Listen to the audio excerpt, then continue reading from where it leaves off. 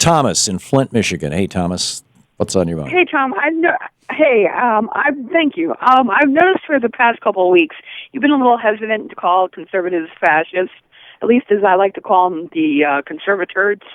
And I was thinking for you, maybe neo-fascists would be best, because they're like a new breed. Yeah. They're a little bit of police state mixed in with oligarchs, and I was wondering what you thought.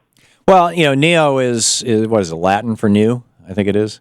Yes. It's either Latin or Greek. I'm pretty sure it's Latin. And so they would be the new fascists. And I don't disagree. In fact, I did like 2 days a week ago today. I think maybe it was 2 weeks ago today.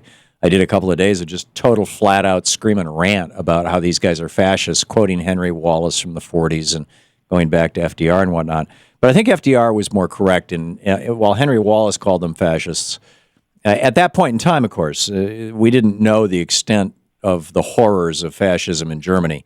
And it was more about fascism being the merger of corporate and state interests combined with belligerent nationalism. And that's real. The problem is that, and this is why I'm reluctant to use the word fascist more than occasionally for purposes of kind of dictionary, is because when you say fascist, people think Hitler. Hitler was not a fascist. He was the leader of a death cult. Mussolini was a fascist. Franco was a fascist. Arguably, the guy down in Chile, Pinochet was a fascist. But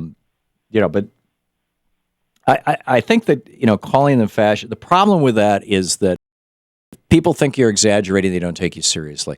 Calling them corporatists, which even is a little too soft, but basically like they care more about corporations and corporate health and wealth than they do about our country, or calling them, I don't know.